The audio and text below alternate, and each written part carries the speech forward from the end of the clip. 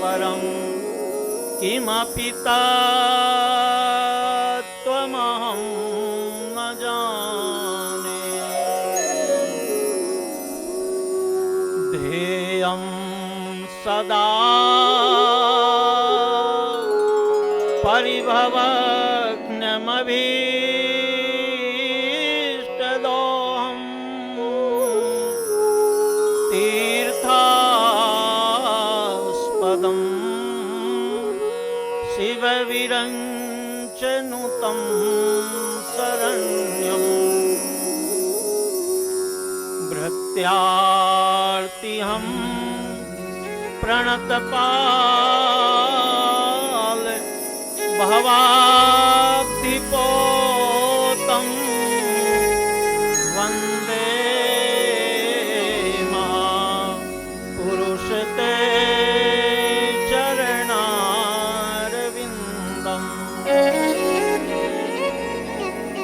गङ्गातरङ्गरमणीय जटाकलापम् गौरी निरन्तर विभूषित वामभागम्। नारायणं प्रियमनङ्गमदापहारं वाराणसी पुरपतिं भज विश्वनाथम्। अतुलित बलधामं हेमशैलावदेहं दनुजवन कृशानं ज्ञानिनामग्रगण्यम्। सकल गुण निधानं वानराणामधीशं रघुपति प्रिय भक्तं वात जातं नमामि। जय जय श्री राधा रमण, जय जय नवल किशोर, जय गोपी चित चोर प्रभु, जय जय माखन चोर, जय जय माखन चोर। बुद्धिहीन तनु जानिके सुमिरो पवन कुमार, बल बुद्धि विद्या देहु मोहि हरहु कलेश विकार, हरहु कलेश विकार। गोविंद हरे गोपाल हरे, जय जय प्रभु दीन दयाल हरे। गोविंद हरे गोपाल हरे, जय जय प्रभु दीन दयाल हरे। गोविंद हरे गोपाल हरे, जय जय प्रभु दीन दयाल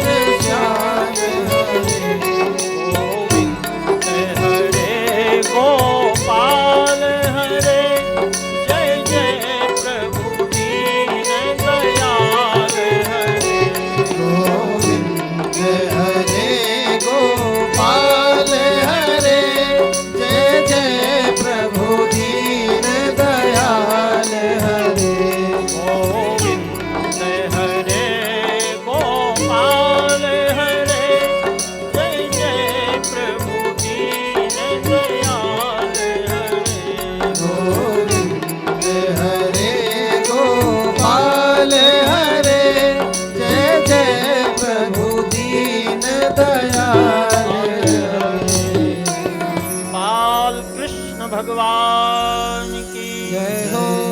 श्रीमद् भागवत भगवान की जय हो। सुखदेव जी भगवान की जय हो। सनातन धर्म की जय हो। जय जय श्री राधे।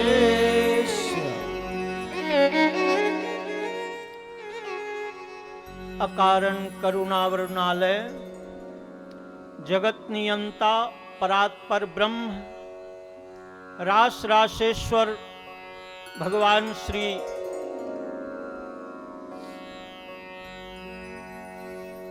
अनंत लीलामय भगवान श्री कृष्ण की कृपा से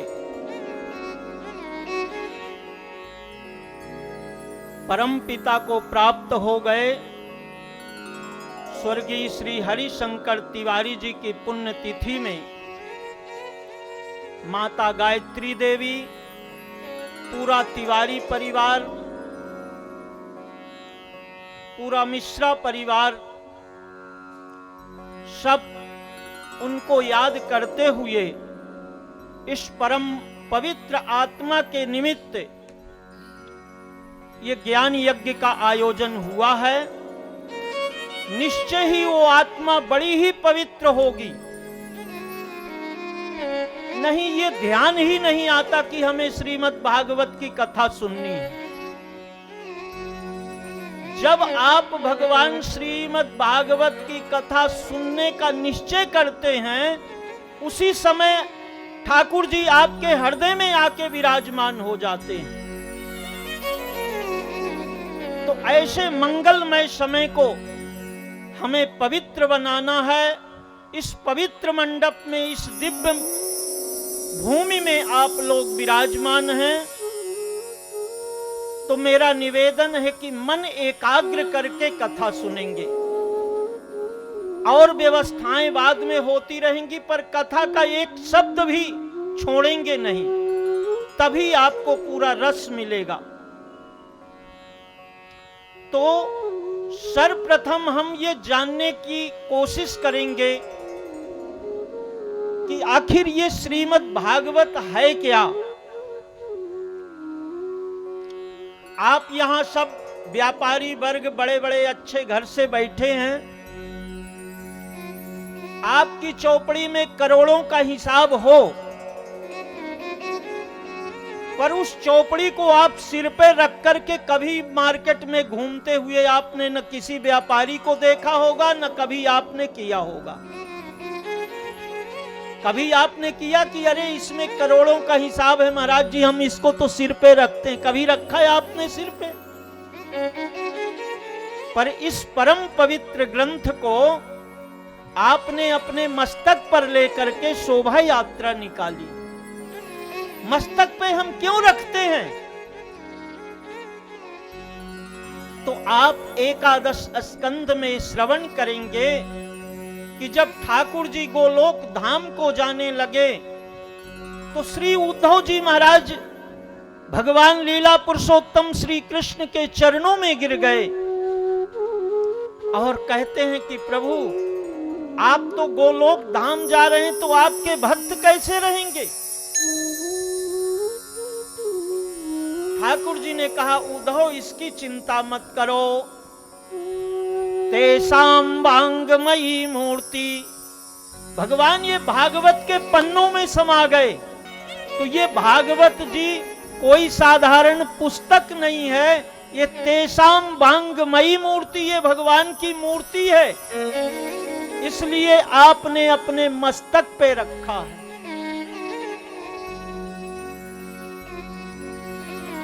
भागवत जी में 12 स्कंद हैं। प्रथम स्कंद अधिकार लीला है।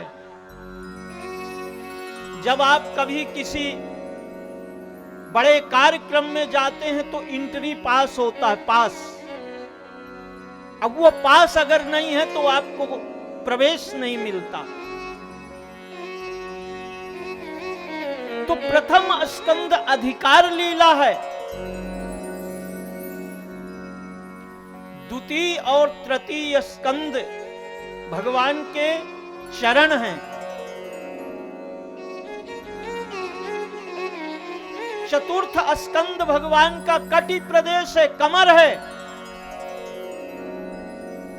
पंचम स्कंद भगवान का उदर है। षष्ठम और सप्तम स्कंद भगवान की दोनों भुजाएं हैं।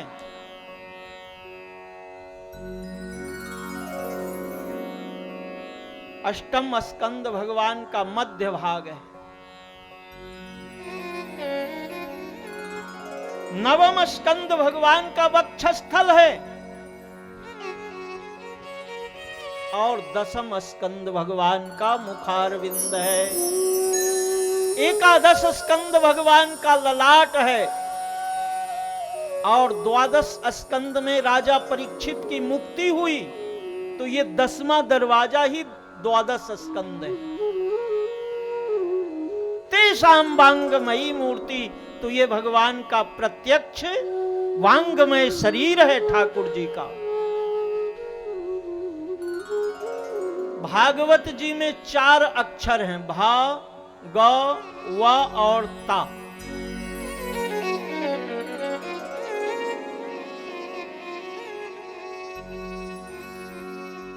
भा से भक्ति।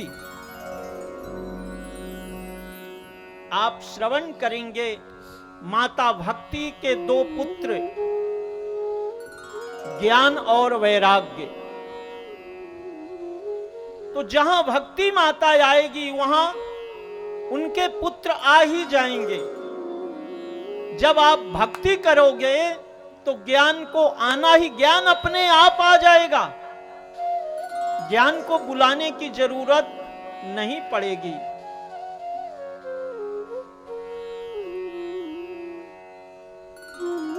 तो भा से भक्ति, गा से ज्ञान, वा से वैराग्य। जब जीवन में भक्ति ज्ञान वैराग्य आ जाता है तो फिर कुछ छोड़ने की जरूरत नहीं पड़ती है, फिर भेष बदलने की जरूरत नहीं पड़ती है। चौथा अक्षर है ता, वो त्याग आ ही जाता है। जिसके जीवन में भक्ति ज्ञान और वैराग्य होगा तो त्याग आ ही जाएगा।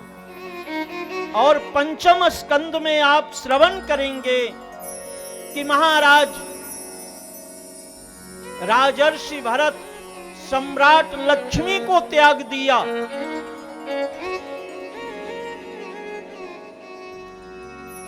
पर गंडकी नदी नेपाल के किनारे पुलह आश्रम में गए और एक मृग के मोह में फंस गए। तो हमको लगता है कि घर छोड़ देने से भगवान मिलेंगे, ये बिल्कुल असत्य है। भाई घर तो छोड़ दोगे तो चाहे वृंदावन चले जाओ, चाहे हरिद्वार चले जाओ, चाहे श्री अयोध्या धाम में चले जाओ, 2 टाइम का प्रसाद तो चाहिए ही। बिना प्रसाद के अयोध्या में रह पाओगे क्या? और 2 वस्त्र तो चाहिए ही।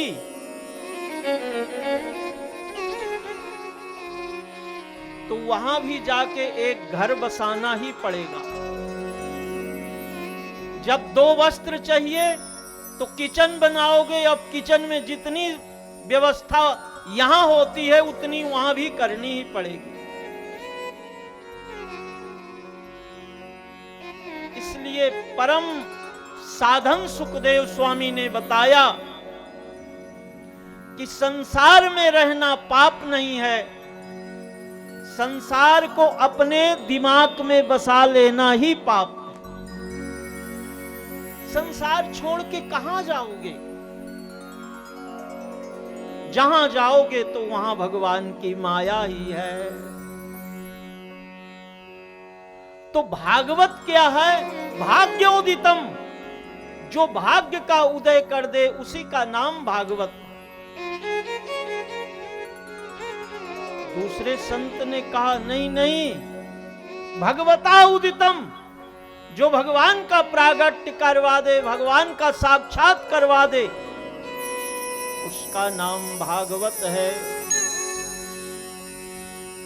तो ये भागवत जी प्रकट कहां से हुई?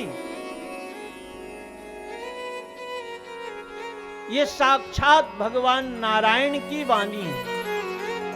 जैसे गीता भगवान श्री कृष्ण की वाणी है, ऐसे द्वितीय स्कंद में भगवान नारायण ने ब्रह्मा जी को चतुश्लोकी भागवत सुनाया। और ये चतुश्लोकी भागवत का विस्तार वेदव्यास ने किया। वेदव्यास जी का नाम है कृष्ण द्वैपायनम वंदे।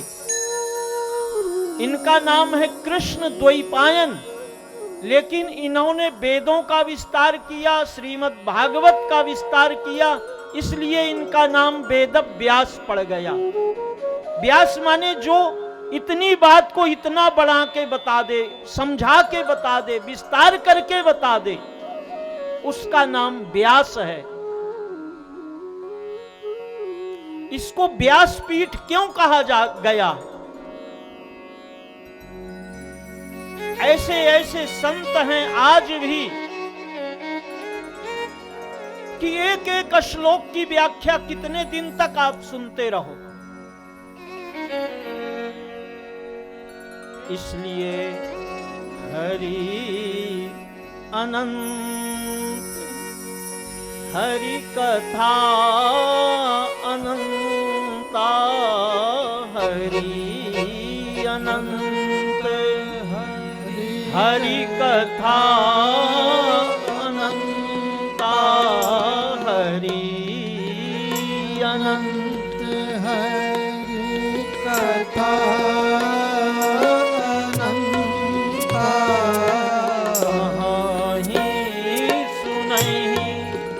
बहु विधि सब संता, कहीं सुनहि बहु विधि सब संता।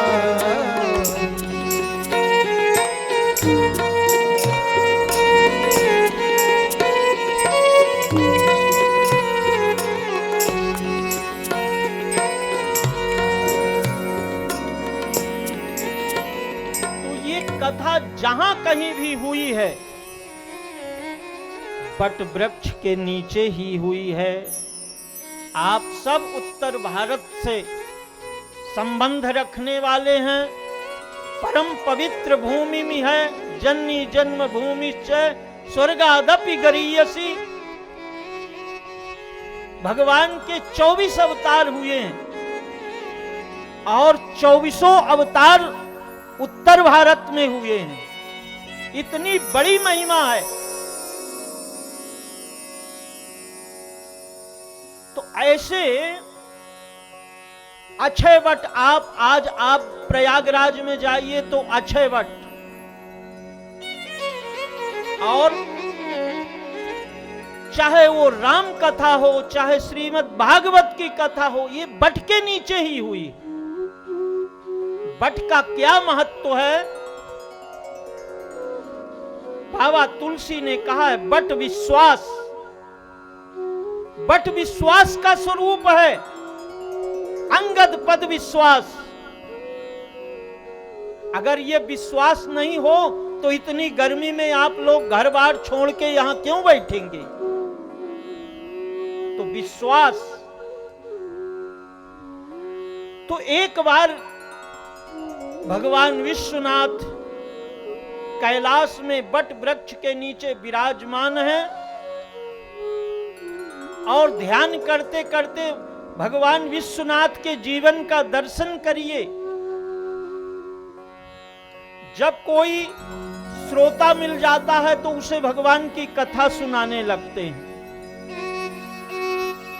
जब कोई वक्ता मिल जाता है तो भगवान की कथा सुनने लगते हैं, खुद श्रोता बन जाते हैं। और जब कोई न श्रोता मिलता न वक्ता मिलता तो सीता राम राम राम, सीता राम राम राम, सीता राम राम राम, सीता राम राम राम, सीता राम राम राम, सीता राम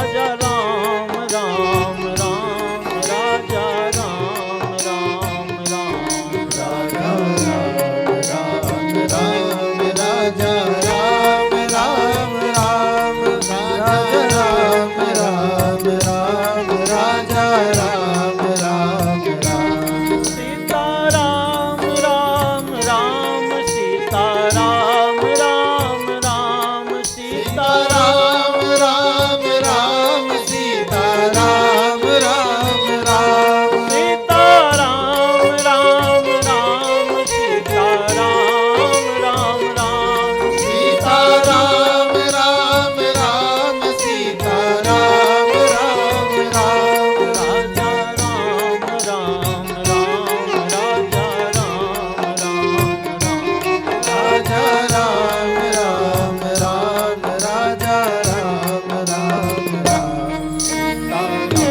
राम राम सीता राम राम राम सीता राम राम राम सीता राम राम सीता राम राम राम सीता राम राम राम सीता राम राम राम सीता राम राम तो जपहि सदा रघुनायक नामा अजहाँ तहाँ करहि राम गुण गाना। जब न कोई वक्ता है न श्रोता है तो जपहि सदा। अब भगवान विश्वनाथ आज नाम जप करते करते समाधि लग गई। अब घर में दो जन हो, माता पार्वती और भगवान विश्वनाथ। बाबा समाधि में चले गए, अब माता पार्वती क्या करें? तो क्या करोगे आप लोग? घर के आश्रम की सेवा करोगे, दीपक जलाओगे, ठाकुर जी बैठे हैं तो उनकी सेवा करोगे, आश्रम को साफ रखोगे, यही करोगे ना। माता पार्वती अकेली हैं और इसी समय देवर्षि नारद का आगमन हो गया। नारद जी आए, माता पार्वती को प्रणाम किया। मां, आज क्या बात है, अकेली? बोले बाबा ध्यान में बैठे हैं तो अब क्या करें, अकेली नहीं है तो क्या है। तो नारम ज्ञानम ददाति यशसा नारदा, नारद जी का नाम आप लोग कई बार सुनते हैं कि ये यहाँ का झगड़ा यहाँ करवाते हैं, यहाँ का झगड़ा यहाँ। नारद जी कभी ऐसा नहीं करते। नारद जी जिसको मिले हैं, जहां झगड़ा लगवाया है वहां भगवान का दर्शन करवाया है। ऐसा नहीं कि झूठे झगड़ा लगवा दें और आप झगड़ते रहो, उसका रहस्य न मिले। आज नारद जी आए हैं और कहा माता अकेली? तो बोले भगवान विश्वनाथ ध्यान में बैठे हैं। तो नारद जी ने प्रश्न किया, गृहस्थाश्रम सही चल रहा है कि नहीं? बोले बाबा बहुत अच्छी तरह से चल रहा है नारद जी। तो बोले अच्छी तरह तो आपका गृहस्थाश्रम चल रहा है, तो माताओं का अधिकार है कि पति कितना कमाते हैं उन्हें पता रहे कि क्या सैलरी है, क्या बिजनेस में हानि है और क्या लाभ है, कितनी एफडी है, कितना शेयर बाजार में लगा है, कितना पीपीएफ है, ये सब माताओं को जानकारी होना चाहिए। माताएं घर की गृह मंत्री हुआ करती हैं। तो आज देवर्षि नारद ने कहा गृहस्थ आश्रम आपका बहुत अच्छा है, प्रसन्नता है, मुझे भी बहुत खुशी है, पर ये बताओ माता कि कोई रुद्राक्ष की माला पहनता है, कोई हीरा पन्ना पुखराज पहनता है, कोई सोने की चैन पहनता है, कोई हीरे की चैन पहन लेता है, पर ये थारे पति के गले में मुंडों की माला है, इसका क्या रहस्य है? माता पार्वती ने इसका उत्तर नहीं दिया। बोले नारद जी मैंने भगवान को, विश्वनाथ को कभी ये प्रश्न किया नहीं और उन्होंने इसका उत्तर नहीं दिया। तो नारद जी कहते हैं आप कैसी गृहिणी, कि गले में मुंडों की माला पड़ी है और आप कहते हो मुझे पता ही नहीं। तो आप जानो, आपके पति जाने, मैं ये चला। नारद जी चले गए। माता पार्वती को अब ऐसे ऐसे ऐसे अंदर से लगने लगा, बात तो बहुत सत्य है। लोग ये पहनते हैं, ये पहनते हैं, पर पति देव तो मुंडों की माला। अब भगवान विश्वनाथ समाधि से बाहर आवे और मैं ये पहला प्रश्न करूंगी। आज भगवान विश्वनाथ समाधि से बाहर आए, माता पार्वती चरणों में गिरी और कहती हैं, महाराज मैं आज आपके सामने कुछ प्रश्न लेके आई हूं,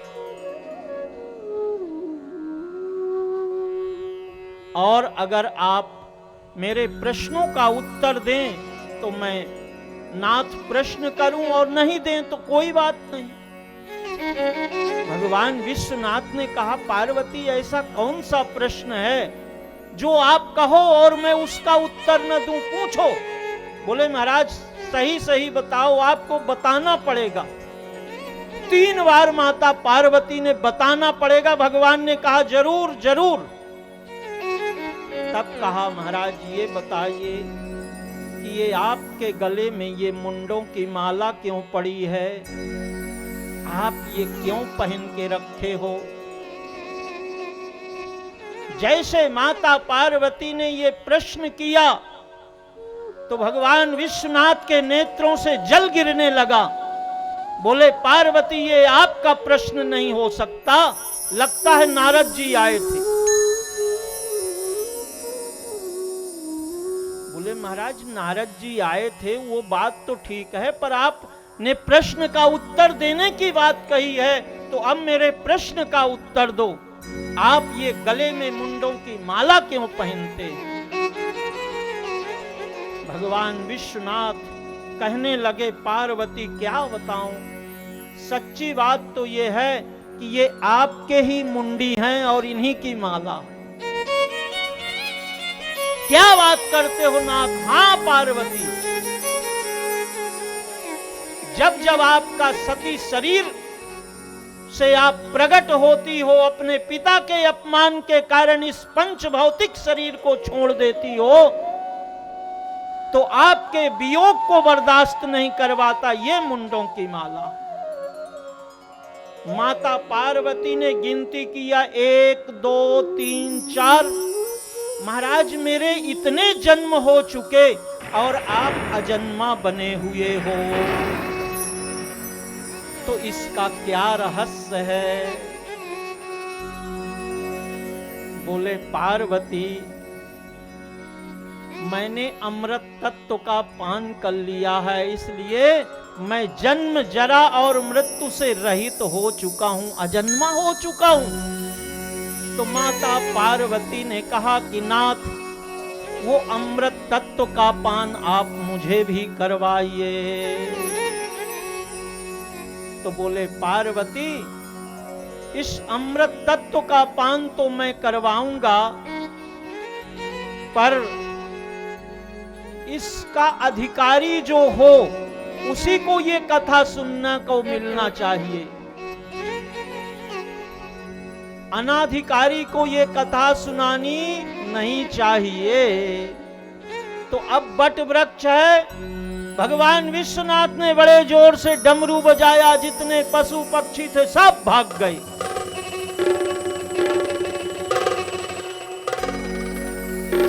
पर उसी बट के पोल समझते हैं, ऐसा ऐसा ऐसा पोल होता है, उसी में सुकी ने एक अंडा दिया था। अब सब पशु पक्षी तो डमरू की आवाज से भाग गए, पर वो अंडा कहां से भागेगा। बोले नाथ मैंने देख लिया आश्रम के चारों तरफ कोई नहीं है, मैं हूं आप हो, अब आप ध्यान से कथा सुनाओ। तो बोले पार्वती कथा तो सुनाऊंगा, पर कथा में नींद बहुत आती है, और आप कथा सुनते सुनते सो गई, तो क्या होगा, मैं तो नेत्र बंद करके निरंतर कथा सुनाऊंगा। तो माता पार्वती ने कहा, नाथ मैं बीच बीच में ओम ओम ओम का उच्चारण करूंगी, आप समझ लेना कि मैं कथा सुन रही हूं। भगवान ने ध्यान लगाया, वट के नीचे लगा के आसन बैठे हैं कैलाशपति, श्री कृष्ण चंद्र जी अमर कहानी सुन रही माता पार्वती। वट के नीचे लगा के आसन बैठे हैं कैलाशपति, कृष्ण चंद्र जी अमर कहानी सुन रही माता पार्वती।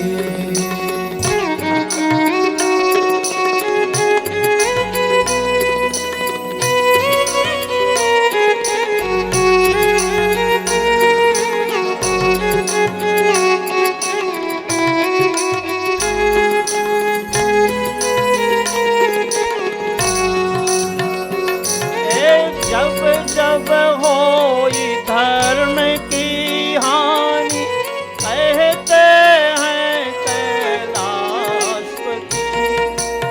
अढ़ही असुर अधम अभिमानी सुन रही माता पार्वती। जब जब होए धर्म की हानि, कहते हैं कैलाशपति, बढ़े असुर अधम अभिमानी सुन रही माता पार्वती। तब धरि प्रभु विविध शरीरा, कहते हैं कैलाशपति, हरहि कृपा निधि सज्जन कीरा सुन रही माता पार्वती। तब धरि प्रभु विविध शरीरा, कहते हैं कैलाशपति, हरहि कृपा निधि सज्जन पीरा सुन रही माता पार्वती।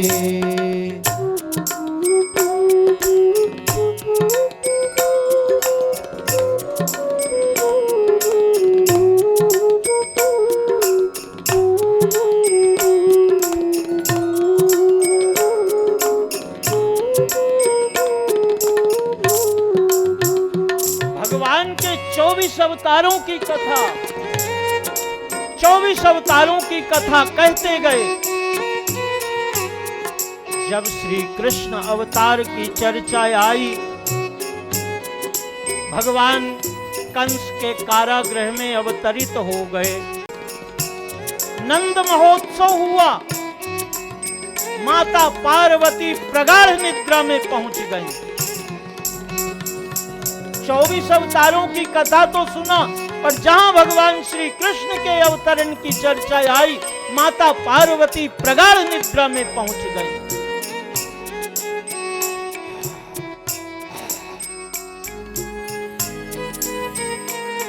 पर ओम ओम की आवाज चलती गई। ठाकुर जी ने पूरी लीला संपन्न की और गोलोक धाम को चले गए। भगवान विश्वनाथ के नेत्र खुले, माता पार्वती तो पार्वती पार्वती नाथ, क्या हुआ? बोले महाराज मैंने तो सभी अवतारों की कथा सुनी, पर वो द्वापर का चौथा चरण आया और महाराज मुझे नींद लग गई, फिर क्या हुआ? तो बोले पार्वती आपने कुछ भी नहीं सुना। आपने कुछ भी नहीं सुना। कोई बात नहीं, आपने कुछ नहीं सुना, यहां तक तो ठीक है, पर आखिर इस कथा को सुना किसने? ओम ओम की आवाज कहां से आई? भगवान विश्वनाथ चारों तरफ यों यों देखने लगे। जैसे ऊपर नजर गई तो बट का वृक्ष है और एक डाली है, उसमें नन्हा सा सुक तोता बैठा है और वो ध्यान से कथा सुन रहा है। ओम ओम ओम। तोता एक ऐसा पक्षी है कि उसे आप अपने घर पे ला करके पिंजड़े में रख दें, सुबह से राम राम रटना शुरू करवा दें तो राम राम ही कहेगा। इसने अब सब पक्षी तो उड़ गए, पर वो अंडा कहां जाए? तो वो राम ओम ओम ओम बोले। पार्वती इस अनाधिकारी ने कथा का पान कर लिया।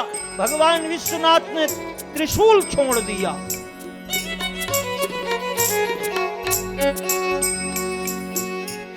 जैसे जैसे जैसे तोता भगा और ऊपर है भगवान का कैलाश और 100 मीटर की नीचे भगवान व्यास की गुफा है। आज भी अमरनाथ का दर्शन करने जो लोग जाते हैं तो आज भी ये प्रमाण है कि बोलते हैं एक कपोत और कपोती वहां रहते हैं। वही अमरनाथ की गुफा है जहां भगवान विश्वनाथ ने माता पार्वती को कथा सुनाई। तोता भगा और उसी समय व्यास पत्नी जम्हाई ले रही थी, मुंह खुला और तोता मां के उदर में पहुंच गया। भगवान विश्वनाथ पीछे पीछे भागते भागते गए। व्यास जी ने देखा बाबा आज बड़े गुस्सा हो। बोले व्यास जी क्या बताएं? एक अनाधिकारी तोते ने अमृत तत्व का पान कर लिया। मैंने तो पार्वती को सुनाया था, पर इस तोते ने सुन लिया। व्यास जी ने प्रणाम किया। बोले बाबा आप इतने गुस्से में हो, ये बताओ कि इस अमृत तत्व का जो पान कर लेता है उसको क्या फल मिलता है? बोले व्यास जी वो अमर हो जाता है। तब वो अमर हो जाता है। तो व्यास जी ने कहा भोलेनाथ आप सचमुच बड़े भोले भाले हो, इसीलिए तो आपको सब लोग भोलानाथ कहते हैं।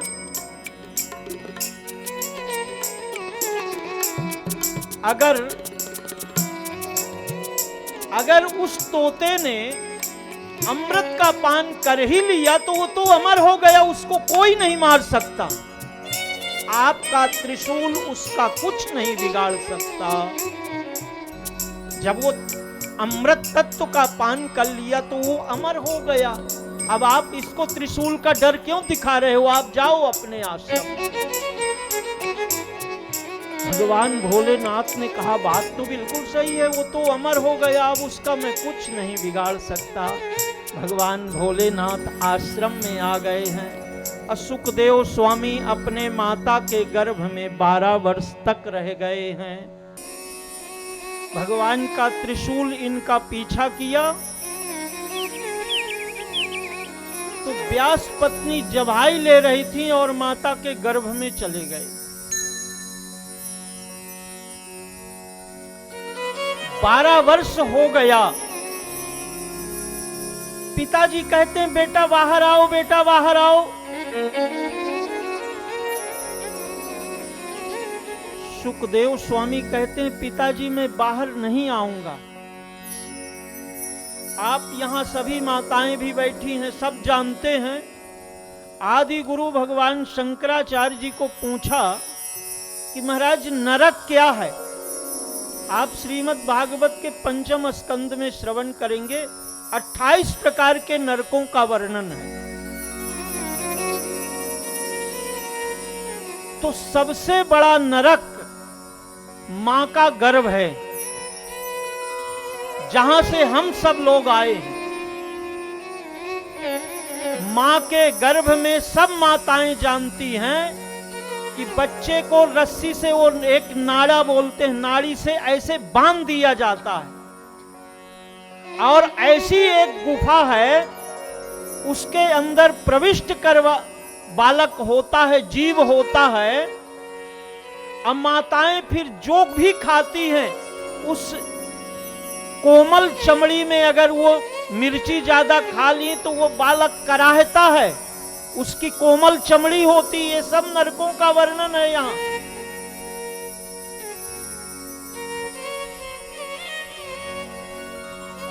तो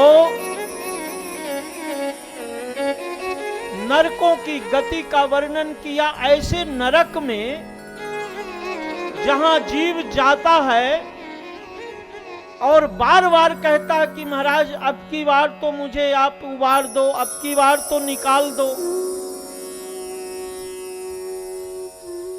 मैं बाहर जाके आपका भजन करूंगा।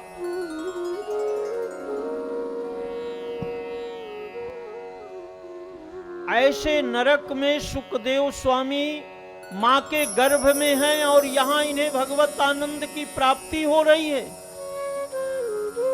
क्योंकि जो भगवान की कथा सुन लेते हैं वो देहातीत हो जाते हैं, उनको देह का भान ही नहीं है। ये मां का गर्भ बड़ा दुखदाई है, और बच्चा जब जन्म लेता है तो सब माताएं जानती हैं कहां कहां कहां की आवाज करता है। 9 मास रहो जब गर्भ गुहा, तब ही प्रभु से यह मोह किया, मैं बाहर जा हरि भक्त बनूं, तेहि कारण प्रभु ने उबार दिया। सुत बीत कलत्रहि भूल गए, यही कारण आए भये दुखिया। गुरु सरयू कहते मन सोच करो, भजो राम सिया जिन्हें जन्म दिया। तो ये बार बार प्रभु से प्रार्थना करता है, प्रभु अब की बार उबारो, अब की बार उबारो। आदि गुरु भगवान शंकराचार्य कहते हैं कि जन्म लेना उसी का सफल है कि दोबारा जन्म न लेना पड़े, अब मरना उसी का सफल है कि दोबारा मरना न पड़े। तो जन्म तो महापुरुषों ने भी लिया है, पर मृत्यु को सुधारने का अधिकार प्रत्येक प्राणी को है, और वही श्रीमद् भागवत है। मृत्यु कैसे सुधारी जाए? जीवन जीने की कला राम कथा है, रामचरितमानस पढ़िए आप। प्रात काल उठ के रघुनाथा, अमातु पिता गुरु ना वही माथा। सुबह उठते क्या करना चाहिए? ये रामचरितमानस पढ़िए। पर मृत्यु को सुधारना है तो श्रीमद् भागवत का अध्ययन करिए, भागवत की कथा सुनिए। तो बोले महाराज जो भागवत सुनते हैं उनकी मृत्यु नहीं होती क्या? अरे जो भागवत कहते हैं उनकी भी मृत्यु होती है, सुनने वालों की तो कैसे नहीं होगी? पर ध्यान करना, ये पंच भौतिक शरीर है। जब ये कथा आप सुन लेते हो, अगर आपका रिजर्वेशन है बनारस जाने का, तो गाड़ी के टाइम पे पहुंचोगे। प्लेटफार्म पे कितने बजे पहुंचोगे? हमारा रिजर्वेशन है और एसी कोच में है, तो हम पहले 2 घंटा पहले क्यों जाएं भाई? हमारा रिजर्वेशन है। तो इसी शरीर से जब आप भक्ति कर लोगे तो मृत्यु अभी आ जाए हमारे को, हमारा कुछ नहीं बिगाड़ पाएगी। और जिसने अपने जीवन को नहीं सुधारा तो मरने के बाद सारे पाप आके सामने खड़े हो जाते हैं और वो पाप को देख के जीव डरता है, फिर वो बेचैन हो जाता है।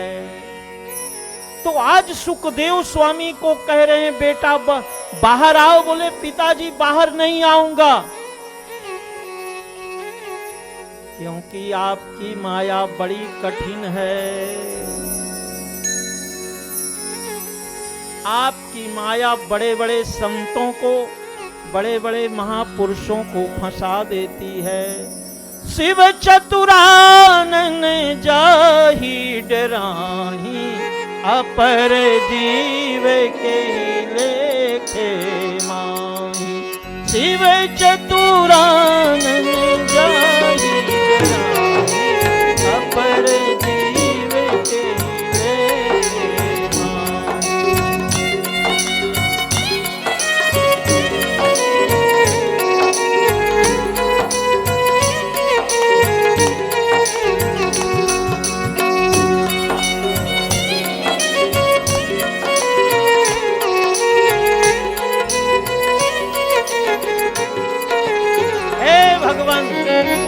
आपकी माया से तो ब्रह्मा और भगवान विश्वनाथ भी डरते हैं। यही बहुबार नचावा मोही, असोई व्यापी विहंग पति तोही। नारद जैसे संतों को नचा दिया है। माया महाठगनी मैं जानी, माया महाठगनी मैं जानी, माया महाठगनी मैं जानी।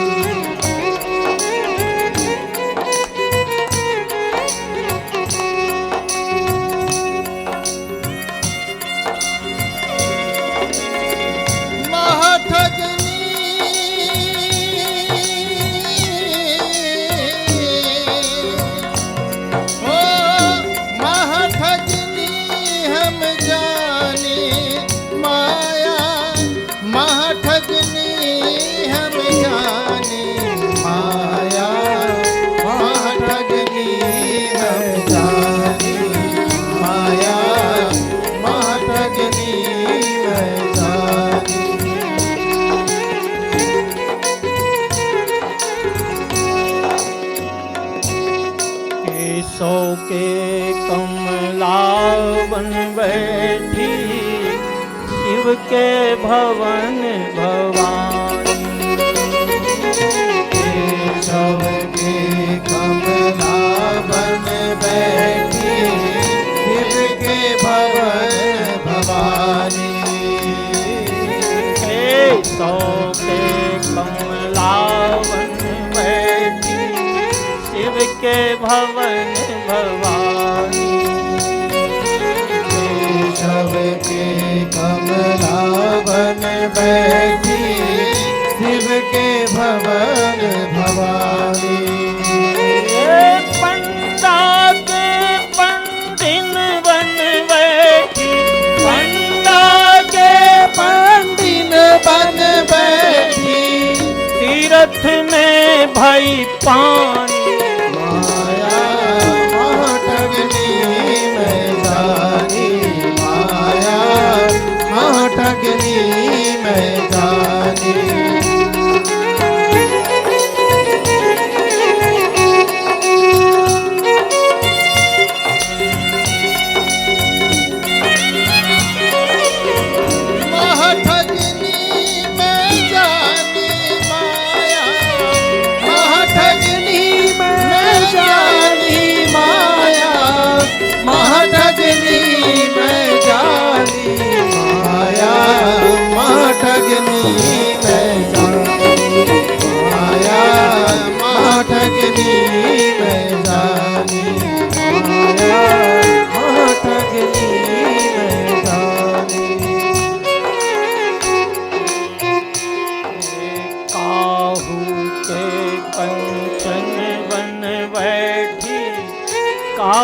के कौड़ी कानी। काहू के कंचन बन बैठी, काहू के कौड़ी कानी। काहू के कंचन बन बैठी, काहू के कौड़ी कानी। काहू के कंचन बन बैठी, काहू के कौड़ी कानी। कहत कबीर सुनो भाई साधो, कहत कबीर सुनो भाई साधो, ये सब अकथ कहानी। माया महठगनी मैं जानी, माया महठगनी मैं जानी, माया महठगनी मैं जानी।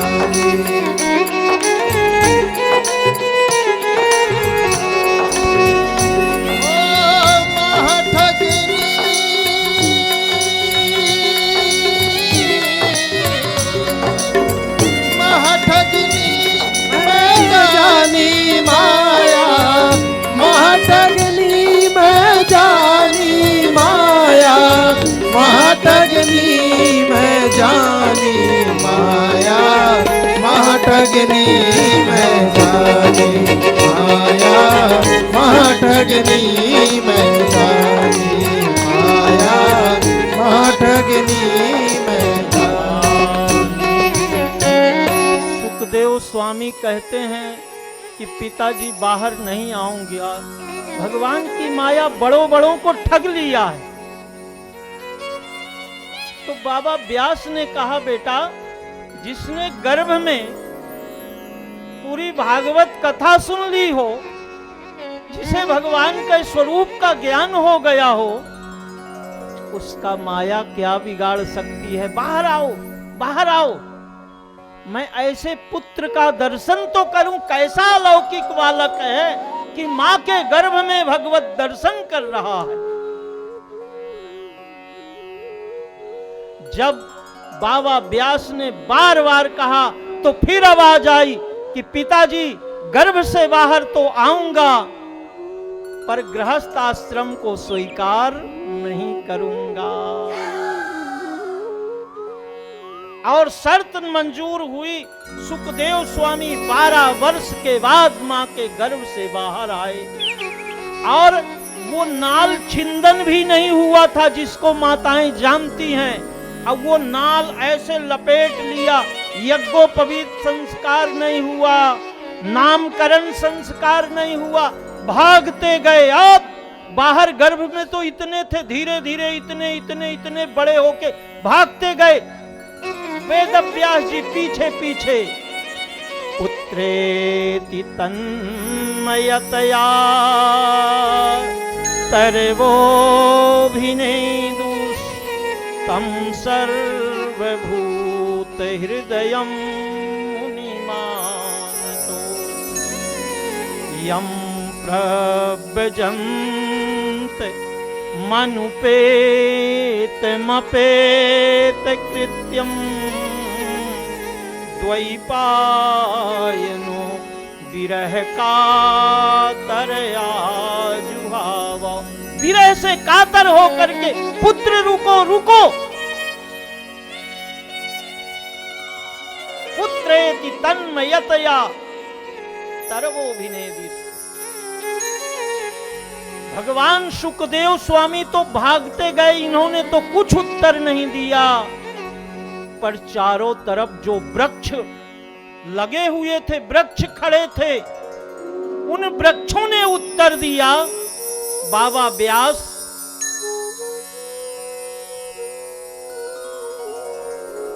नदी का जल बहता है तो नदी स्वयं जल नहीं पीती। स्वयं न पीवंती जलानि नद्या। वृक्षों में फल लगते हैं तो वृक्ष फल लगाता पेड़ कोई है और फल खाता कोई है। तो ये आपका पुत्र नहीं है, ये तो चराचर में व्याप्त है। व्यास जी लौट जाओ, ये आपका पुत्र नहीं, ये तो चराचर में प्रभु का दर्शन कर रहा है। व्यास जी बहुत, अब जिसको एक बच्चा हो, वो भी 12 वर्ष के इंतजार के बाद एक बालक हो, अब वो घर छोड़ के त्यागी बन जाए, उस माता पिता की स्थिति क्या होगी। वेद व्यास जी बड़े दुखी हुए, पर अब कर भी क्या सकते थे। लौट करके आश्रम में आए।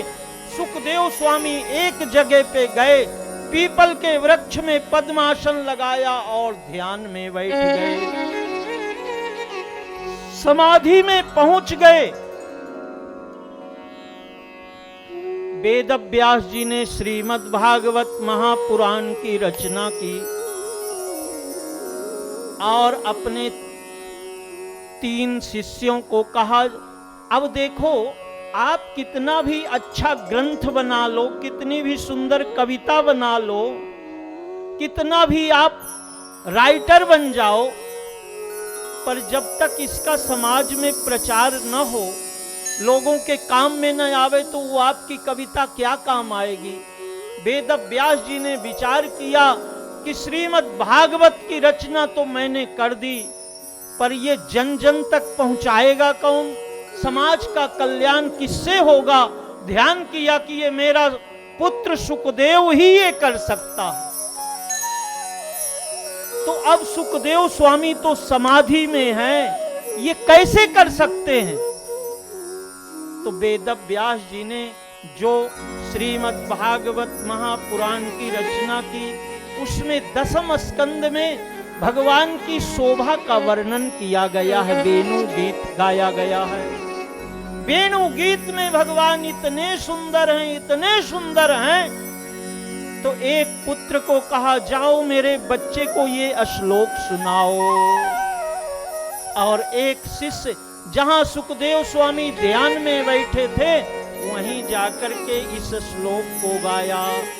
बरहा पीड़म नटवर वपु कर्णियो कर्णिकारम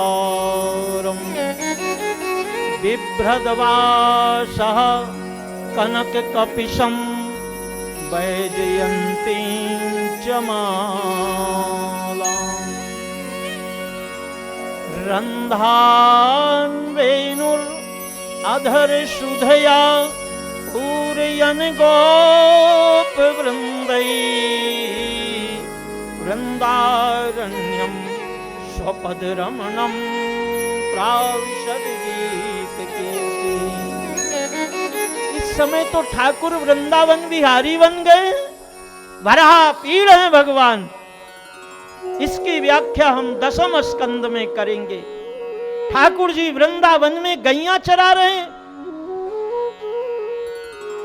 सुखदेव स्वामी के कान में ये श्लोक गया, बोले जिस झांकी का दर्शन मैं अपने हृदय में कर रहा हूं, वो ठाकुर तो वृंदावन की भूमि में विचरण कर रहे हैं, गैया चरा रहे हैं। तो एक काम क्यों ना करूं कि आज ही ठाकुर का दर्शन श्रीधाम वृंदावन वन में करूं। चलो रे मन श्री वृंदावन धाम, रटेंगे राधे राधे नाम, मिलेंगे कुंज बिहारी ओढ़ के कांवर तारी। मिलेंगे कुंज बिहारी ओढ़ के कांवर तारी।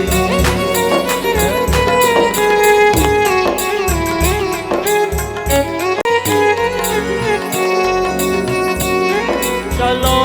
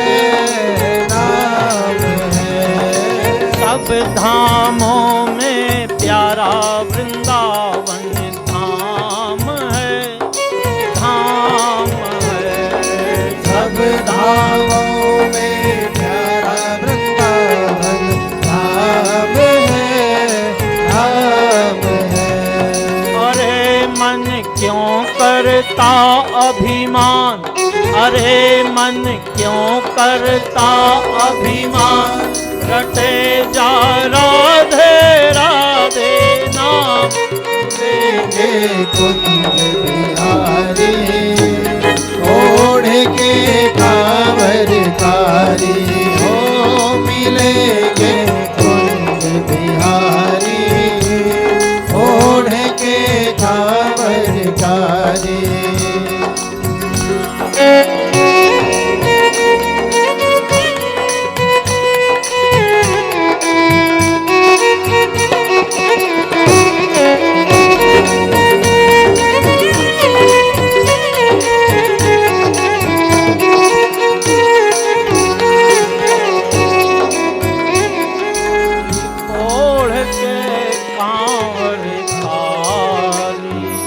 सुखदेव स्वामी ने उसी समय निश्चय किया कि मुझे समाधि छोड़कर श्रीधाम वृंदावन जाना चाहिए। देखिए, यही कथा, दसम स्कंद की कथा परशुराम नाम के पंडित जी कर रहे थे और उनकी बेटी का नाम है करमेती। आज पहली बार बिटिया 10 साल की हुई है, स्कूल की छुट्टी थी। बोले पापा मैं भी कथा सुनने आऊं। बोले बिटिया जरूर आओ। आज बिटिया कथा सुनने आई और उसी दिन गोवर्धन नाम का एक डाकू बड़ा भारी डांका डाला और राजा के सिपाही पीछा किए थे। आज तो इनकाउंटर हो जाएगा, ये बचने वाला नहीं। तब अब बेचारा क्या करे, पंडाल लगा था, भरी कथा चल रही थी। ये गोवर्धन नाम का डाकू वहीं कपड़े मिल रहे थे, गेरुआ वस्त्र ओढ़ा और बीच कथा में आके बैठ गया। पंडित जी कथा का मार्मिक प्रसंग सुना रहे थे कि ठाकुर जी इतने सुंदर हैं, यशोदा अम्बा स्नान करवाती है, ठाकुर को वस्त्र पहनाती है, पर करधनी है वो भी हीरे की है, कंगन है वो भी हीरे के हैं, और पांव में पैजनी है वो भी हीरे की है, मुकुट भी हीरे का है, वंशी भी हीरे का है। गोवर्धन नाम के डाकू ने कहा आज तक दुनिया को लूटा, पर ऐसा कोई धनाढ्य नहीं मिलेगा जिसके पास सब हीरे के हीरा हीरा हीरा हीरा हीरा। खड़ा हो गया। बोले पंडित जी सब हीरे हीरे है कि कुछ और है? बोले भैया उसके पास सब हीरे हीरा है। उसी समय निश्चय किया कि आज से संसार वालों को नहीं लूटूंगा, उस कृष्ण को ही लूटने जाऊंगा। एक बार लूट लूंगा और जीवन सफल बन जाएगा। पंडित जी ये बताओ कि वो रहता कहां है? बोले गैया चराने जाता है और ऐसे ऐसे यशोदा अम्बा उसका श्रृंगार करती, सब हीरा हीरा हीरा। बार बार यही पूछता कि पंडित जी वो अकेले रहता कि और कोई साथ में? अरे बोले वो अकेला रहता है। गोवर्धन डाकू कथा छोड़ करके श्रीधाम वृंदावन पहुंच गया। 7 दिन तक इंतजार करता रहा। ठाकुर को लूटने इधर जाता तो इधर, इधर जाता तो बोले लूटे बिना जाऊंगा नहीं। एक दिन साक्षात खड़े हो गए, दर्शन किया और बोला धन्य हो गया मैं, जीवन कृतार्थ। करमेती ने कहा कि पिताजी वो इतना सुंदर, इतना सुंदर, इतना सुंदर? बोले हाँ बिटिया वो इतना सुंदर है। तो करमेती ने निश्चय किया कि विवाह करूंगी तो उसी से करूंगी। इतना सुंदर दुनिया का कोई पुरुष, कोई राजकुमार नहीं है, अगर विवाह करूंगी तो उसी से करूंगी। कथा छोड़ करके वृंदावन भाग गई। ये है भगवान की कथा। जीवन मुक्त ब्रह्म पर चरित सुनहि तज ध्यान, जय हरि कथा न करहि रति, इनके ही ये पाषाण। सुखदेव स्वामी समाधि से बाहर आ गए। बोले वो इतना सुंदर, तो कई बार सुंदर व्यक्ति को अपने स्वरूप का अभिमान होता, मैं इतना सुंदर,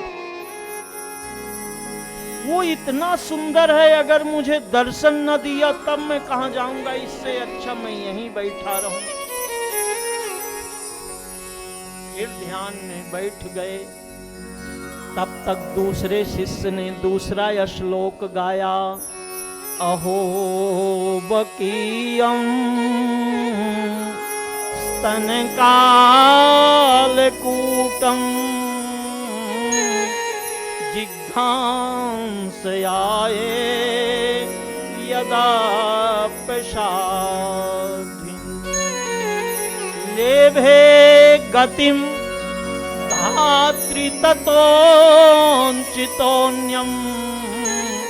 कं वा दयालुम शरणं व्रजेम। दूसरे शिष्य ने दूसरा श्लोक गाया कि जिस पापनी पूतना ने अपने स्तनों पर विष का लेप करके गई थी और भगवान को मारने के लिए गई थी कि आज कृष्ण को मार के आऊंगी, तो कालकूट विष का लेप करके गई थी कि कृष्ण अगर मेरा दुग्ध पान नहीं करेगा, सूंघ भर लेगा तो उसी से मर जाएगा। भगवान को मारने के लिए जो पूतना गई, अहो बकीयम स्तन कालकूटम, कालकूट विष। पर भगवान ने उस पूतना पर कैसी कृपा करी, लेभे गतिम धात्री ततोंचितोन्यम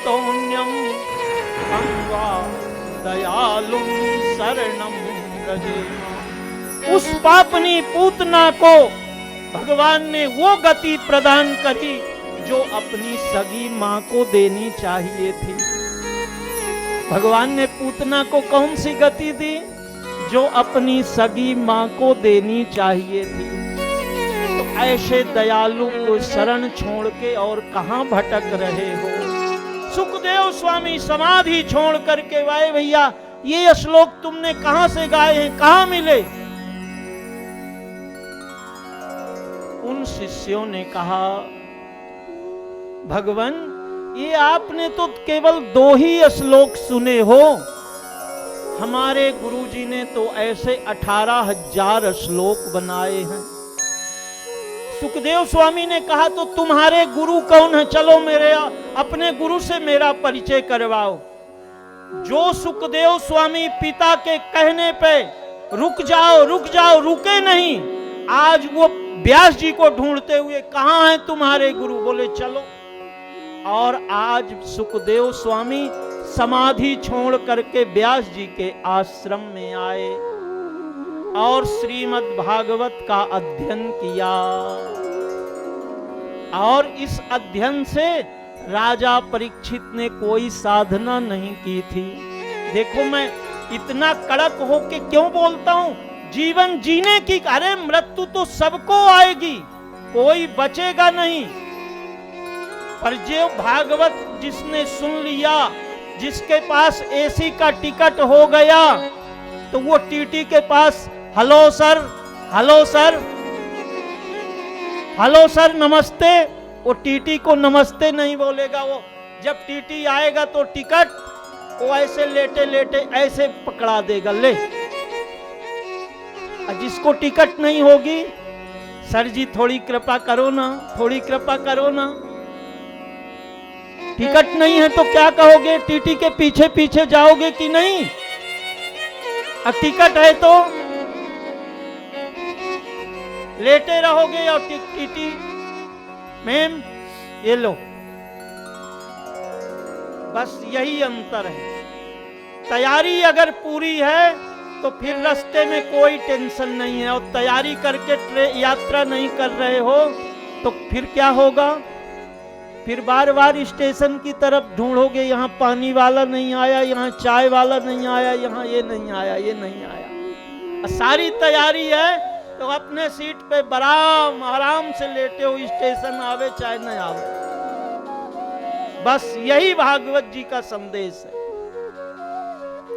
श्रीमद् भागवत का महात्म्य शुरू हुआ है। प्रथम श्लोक है सच्चिदानंद रूपाय विश्वोत्पत्त्यादि हेतवे तापत्रय विनाशाय श्री कृष्णाय वयं नमः। पहला यह श्लोक ठाकुर जी के 3 नाम सत चित आनंद। सत किसे कहते हैं? ये सत है तभी हम बोल रहे हैं और तभी आप सुन रहे हो।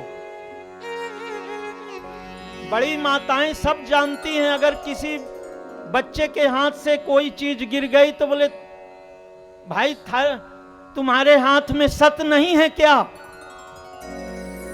सत नहीं है क्या? और जब वो सत निकल जाता है तो फिर क्या सत बचता है जानते हो? फिर बोले कितना सुंदर है, अरे बोले युवावस्था है, इतना सुंदर है, ऐसे नेत्र हैं ऐसे, पर एक कमी है।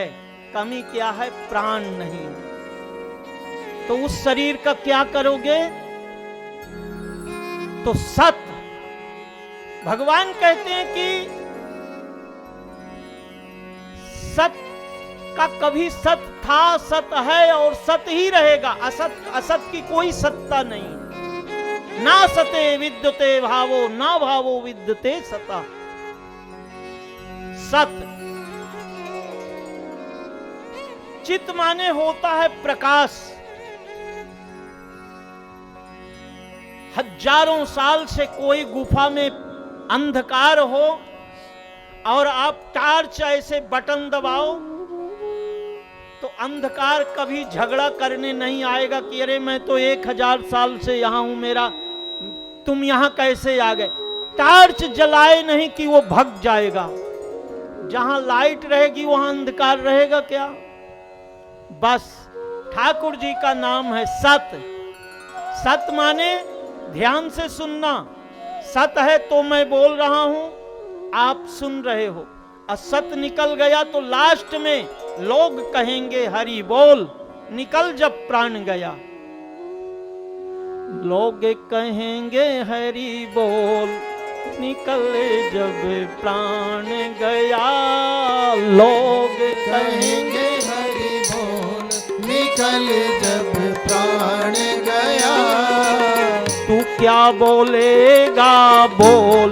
निकल जब प्राण गया, क्या बोलेगा बोल। निकल जब प्राण गया। ये भारतीय संस्कृति है। बोलेंगे बोल राम नाम सत्य है, राम नाम सत्य है। अब क्या बोलेगा? सत्य तो निकल गया, क्या बोलेगा बोल। एक बेटा छोटा सा था, किसी को लेटा करके हार फूल पहना के चंदन लगा करके राम नाम सत्य है, राम नाम सत्य है। वो बच्चा बोला पापा सब लोग राम नाम सत्य बोल रहे हैं, पर ये जिसको लेटा के लेके जा रहे हैं ये तो नहीं बोल रहा। इसको तो उठा करके ले जा रहे हैं, हार फूल पहना के सजा के ले जा रहे हैं, पर ये राम नाम सत्य नहीं बोल रहा। पिता ने कहा बेटा अब इससे सत्य निकल गया है, अब ये नहीं बोलेगा। जब सत्य निकल जाता है तो राम नाम जितना ज्यादा बोलना है अभी अभी बोल लो, जीते जी बोल लो। समाज फिर जबरदस्ती कहेगा बोल राम नाम सत्य है, बोल राम नाम सत्य है। तो क्या बोलेगा बोल। निकल जब प्राण गया, क्या बोलेगा बोल। निकल जब प्राण गया।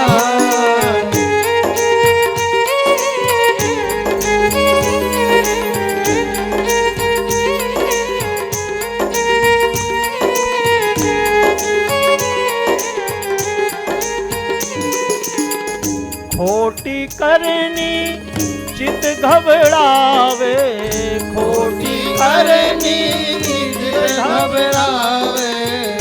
हारे को हरि नाम बुलावे, हारे को हरि नाम बुलावे, सके न आंखें खोल, प्राण गया सके न आंखें खोल, निकल जब प्राण गया, क्या बोलेगा बोल, निकल जब प्राण गया, क्या बोलेगा बोल, निकल जब प्राण गया। सच्चिदानंद रूपाय, सत सत स्वरूप से परमात्मा ही विराजमान है। चित माने प्रकाश, जहां भगवान राम सच्चिदानंद दिनेशा, दिनेश कौन है? भगवान है। तो भगवान प्रकाश स्वरूप हैं। और आनंद, सत्य चित आनंद, आनंद माने आप यहां सब पढ़े लिखे बैठे हैं, सबका विपरीत शब्द होता है। रात है तो दिन है, सुख है तो दुख है, शांति है तो अशांति है, पर कभी आनंद का विपरीत शब्द, अभी मैं 7 दिन इसी व्यासपीठ पे हूं, कोई आप आनंद का विपरीत शब्द ढूंढ के लाना। कभी आपको मिला आनंद का विपरीत शब्द? नहीं मिला होगा। इसीलिए जब हम नंद महोत्सव मनाते हैं तो कहते हैं नंद घर आनंद भयो। सुख आएगा तो दुख आना ही है, दुख आएगा तो सुख आना है, पर आनंद आ गया तो फिर वो कभी जाना नहीं चाहेगा। आनंद सच्चिदानंद रूपाय विश्वोत्पत्त्यादि हेतवे, कीड़ी से लेकर के हाथी तक चराचर की उत्पत्ति। आप कल या परसों, अब देखिए समय है, अब ये व्यासपीठ है, कितना समय आप लोग सुन पाओगे, कितना समय की बात है, ये ध्यान रखिएगा। तो कीड़ी से लेकर के जो भी कुछ आप सुन रहे हो, समझ रहे हो, देख रहे हो, ये सब भगवान की ही उत्पत्ति है, भगवान ही इसके कारण है। विश्वोत्पत्त्यादि हेतवे, आप लोग रामचरितमानस पढ़ते हो तो भय प्रगट कृपाला पढ़ते हो ना, भय प्रगट कृपाला दीन दयाला, तो रोम रोम प्रति लागे कोटि कोटि ब्रह्मांड। जिसके रोम में, एक रोम में करोड़ों ब्रह्मांड हो, उस भगवान को हम कैसे नाप सकते हैं, कैसे समझ सकते हैं, कैसे देख सकते हैं। विश्वोत्पत्त्यादि हेतवे तापत्रय विनाशाय श्री कृष्णाय वयं नमः। 3 प्रकार के ताप। आप कहते हो महाराज सब कुछ है, एसी ही काम नहीं कर रही, इतनी गर्मी पड़ रही, ये कौन सा ताप है? दैविक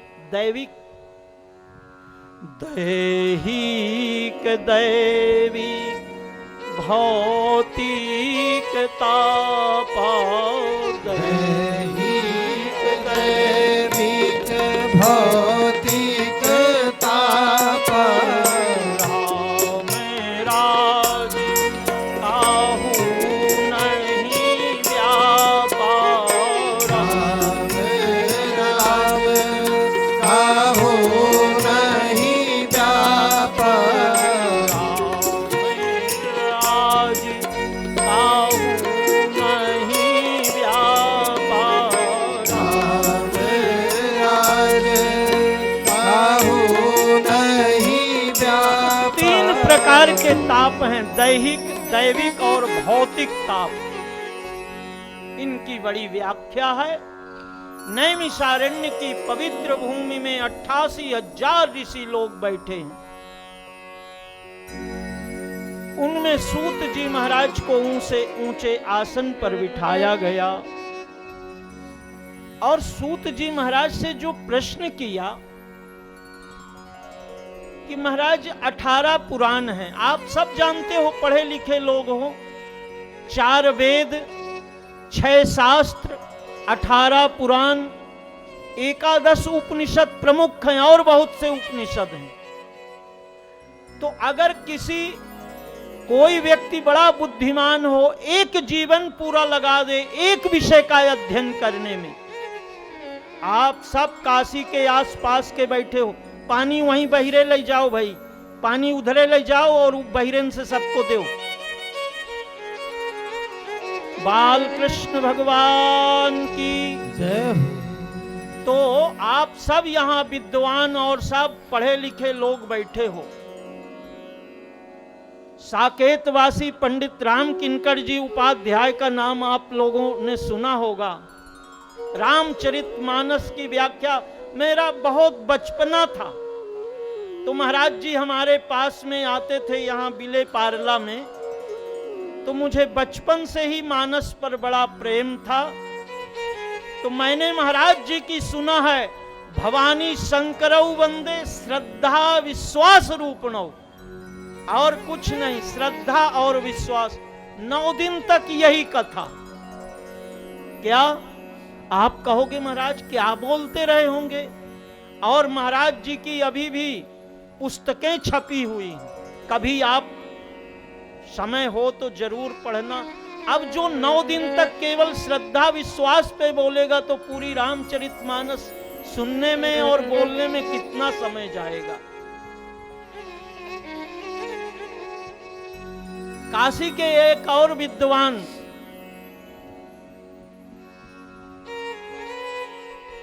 डॉक्टर मिश्र, अरे नाम अभी याद आएगा, उन्होंने, मैंने सुना था, उस बचपन की बता रहा हूं आपको। भगवान का लंका में जो रथ ठाकुर जी ने धर्म रथ प्रकट किया,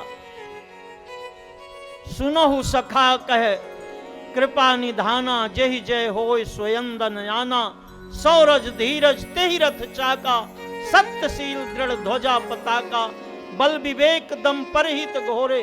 पंडित श्रीनाथ जी मिश्रा, डॉक्टर श्रीनाथ जी मिश्रा, काशी में किसी को आप पूछोगे, मानस के ऐसे विद्वान कि इसी पे 9 दिन तक। तो ऐसी श्रीमद् भागवत की कथा है। अगर आप निराजा पर, मेरा बचपना था 3.5 घंटा सुबह कथा करता था और 3.5 घंटा शाम को। ये म्यूजिक कुछ नहीं, मैंने किया है कथा। जेवी नगर में जो पुराने हैं वो सब मुझे जानते हैं कि म्यूजिक कुछ नहीं। 3.5 घंटा सुबह, 3.5 घंटा शाम को। अब आपको केवल 3.5 घंटा मिल रहे हैं, उसमें भी आपका चाय, उसमें भी आपका नाश्ता, और उसमें भी म्यूजिक चाहिए। अब आप बताओ कितना क्लिष्ट विषय है। तो ये ठीक है, जैसे जैसे समय बदला। तो यहां मैं ये कहना चाहता हूं कि 88,000 ऋषियों ने प्रश्न किया कि महाराज आयु तो बहुत कम है और पुराण इतने हैं। पुराण कितने हैं? इतने। आयु इतनी है, तो भगवान अब हमें कथा आप मत सुनाइए। सूतख्या ही कथा सारम मम कर्ण रसायनम, सूतख्या ही कथा सारम। किसी के दांत नहीं है तो गन्ना पकड़ा दोगे कि ये चूस लो, तो भाई जी मारे तो यार क्या बताऊं, दांत ही नहीं तो गन्ना क्या करेगा, फेंक दोगे। पर उस गन्ने का जूस अगर कोई निकाल के, अरे भाई साहब ये तो लो, तो वो बच्चा भी पी सकता है, जवान भी पी सकता है और बूढ़ा भी पी सकता है कि नहीं? तो यहाँ सौनकादि ऋषियों ने जो प्रश्न किया, हमें कथा नहीं सुननी, सूतख्या ही कथा सारम। बेटा हमें जूस निकाल के दे दो, फल मत दो। सूतख्या ही कथा सारम, कथा का जो सार हो वो हमें पिला दो। हम कथा नहीं सुनना चाहते। तो बोले महाराज ये मृत, देखो कोई कितना भी बड़ा धनवान हो, कितना भी बड़ा विद्वान हो, कितना भी बड़ा बुद्धिमान हो, सब आप जानते हो कोरोना आया तो सबके घर बंद हो गए। फिर अगर कोई झूठे बेल बजा दिया तो बोले खोलो मत, बेल बजने दो, पता नहीं खोलेंगे और वो इतनी दूर आ जाएगा, वो कैसे है पता नहीं, हुआ है कि नहीं हुआ है। मृत्यु से सब डरते हैं। यहां कहा गया काल अभ्यास मुखग्रासा त्रास निर्नाश हेतवे। ये जीव का काल, जीव जो है वो काल का कलेवा है। पूरी लिस्ट आप पढ़ लो, 7 अरब से ज्यादा पब्लिक है, पर काल इतना बुद्धिमान है कि वो नियत समय में पहुंच ही जाता है, किसी को छोड़ता नहीं। किसी को आज तक छोड़ा क्या? बहाने अलग बन जाएंगे, बोले अरे वो तो दारू पीता था इसलिए मर गया, वो सिगरेट पीता था इसलिए मर गया, वो उसको शुगर हो गई थी महाराज, बीपी हो गई थी, क्या किया। बहाने अलग अलग हैं। एक्सीडेंट हो गया, वो गाड़ी इतनी जोर से चला रहा था। बहाने अलग हैं, पर मृत्यु तो मृत्यु, वो काल है। काल माने होता है समय। आप क्या कर रहे हो, कहां बैठे हो, कैसे हो, घड़ी कभी ये नहीं देखती, उसका कांटा टक टक टक टक चलता रहता। इसी प्रकार का काल का जो काल माने समय, वो सबका ध्यान रखता है। आज इसका समय पूरा हो गया, घड़ी बंद, सेल खत्म। फिर वो क्या कर रहा है अभी महाराज, और तो सब ठीक था, बच्चे की शादी हो जाती फिर और कोई चिंता नहीं। ना वो आपके बच्चे की शादी की परवाह करेगा, ना वो आपके तीर्थ की परवाह। समय आया और टक, काल अभ्यास मुखग्रासा। तो बोले महाराज इस काल से कैसे बचा जाए? तो बोले श्रीमद् भागवतम शास्त्रम कलौकीरेण भाषितम। जिसने श्रीमद् भागवत की कथा का पान कर लिया, काल उसका कुछ नहीं बिगाड़ सकता।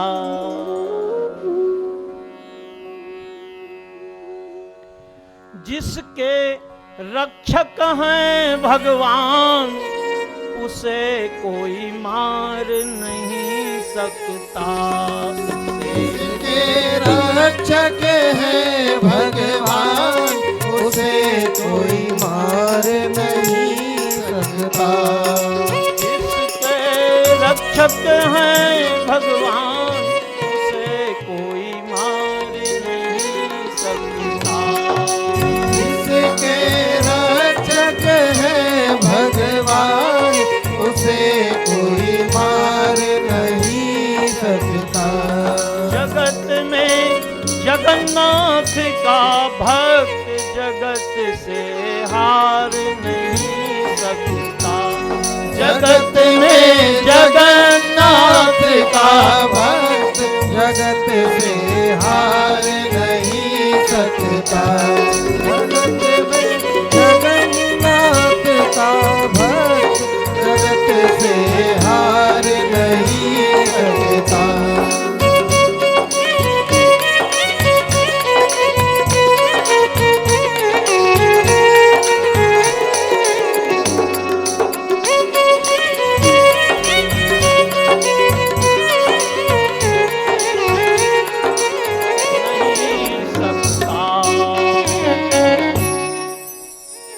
श्रीमद्भागवतम शास्त्रम कलौकीरेण भाषितम।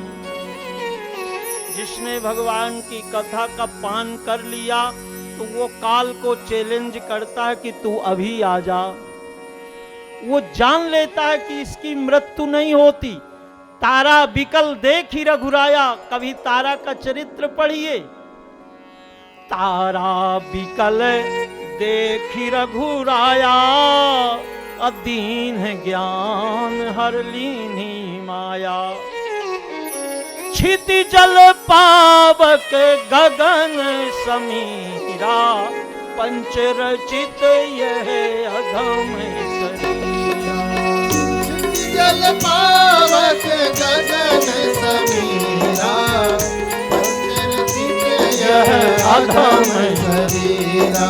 क्षिति जल पावक गगन समीरा, पंचरचित यह अधम शरीरा। क्षिति जल पावक गगन समीरा, पंचरचित यह अधम शरीरा।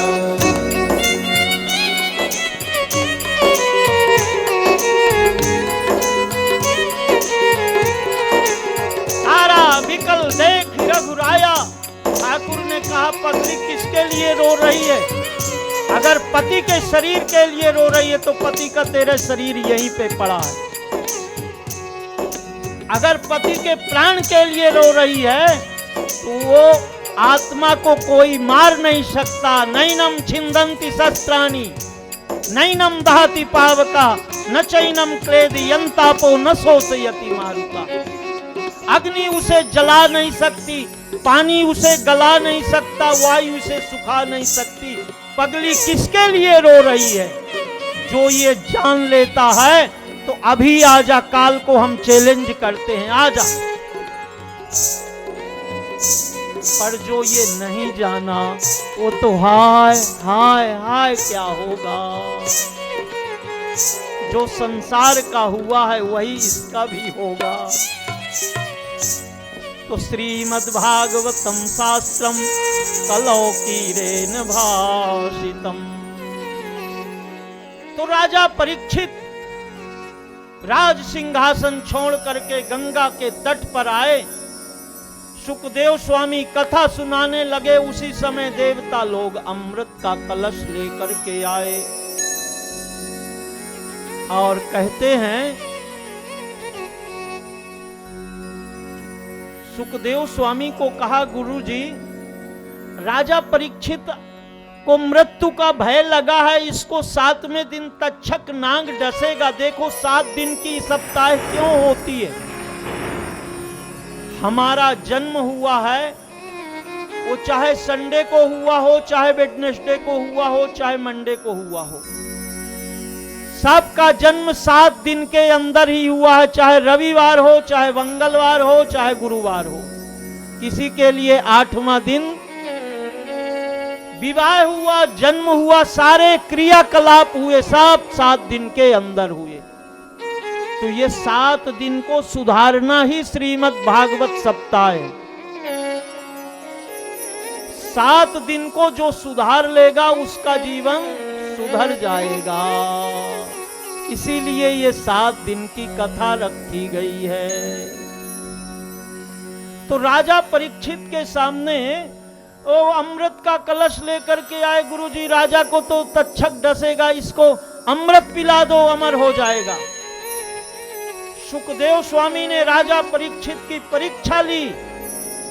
राजन, तुम्हें अपनी महारानी प्यारी है, प्रजा प्यारी है, ले अमृत पी लो।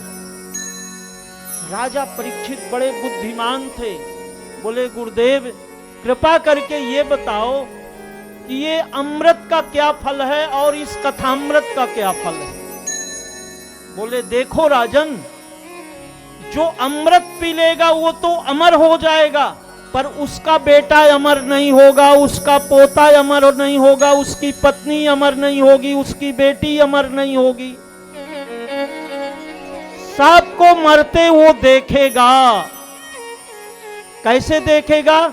जैसे पितामह भीष्म ने देखा था, लंबी आयु मिल गई, पर क्या हुआ? उनके पुत्र, उनके पोते, उनका परिवार उनके सामने मरा कि नहीं मरा? तो जो अमृत पिएगा वही अमर होगा। उसका बेटा अमर नहीं हो सकता। पर ये कथामृत का फल क्या है गुरुदेव? बोले जो इस कथा को सुनेगा वो तो अमर हो ही जाएगा, और औरों को सुनाएगा, सब अमर हो जाएंगे। राजा परीक्षित ने देवताओं की ऐसी हंसी उड़ाई। बोले क्व सुधा क्व कथा लोके